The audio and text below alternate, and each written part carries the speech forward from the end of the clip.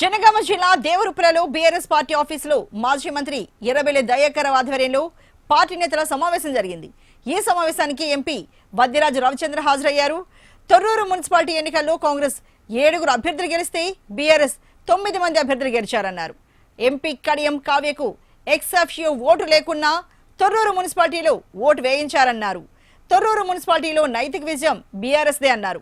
Kavya vote ఎలా చెల్లుతుందో కోర్టులో తేల్చుకుంటామన్నారు MP Vaddiraju Ravichandra.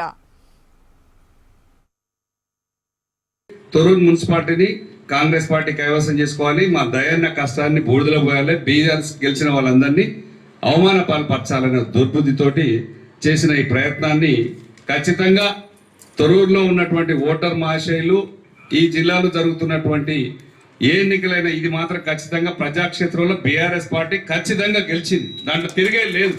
BRS పార్టీని అడ్డుకోవడానికి చేతగాక ఇందాక మా చెల్లి చెప్పినట్టు ఒక ప్రధానమంత్రి వస్తే ఎంతమంది బందోబస్తుడో అంతకంటే ఎక్కువ ఒక 25,000 ఓటర్లు 16 మంది కౌన్సిలర్ల ఎన్నిక నిన్న అర్థాంతరంగా ఆపారు. ప్రమాణ స్వీకారాలు చేసుకున్నాక కూడా నిన్ననే జరగాల్సిన ప్రక్రియ.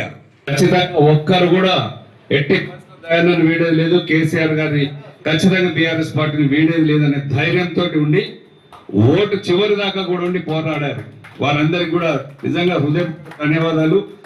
మా పార్టీ సైనికులకు కూడా సెల్యూట్ చేస్తున్నాను నేను. ఎందుకంటే ఇట్లాంటి ప్రెస్టీజియస్ ఎలక్షన్స్ వచ్చినప్పుడు ఇట్లాగే ఉండాలి కూడా, బుద్ధి చెప్పాలి కూడా.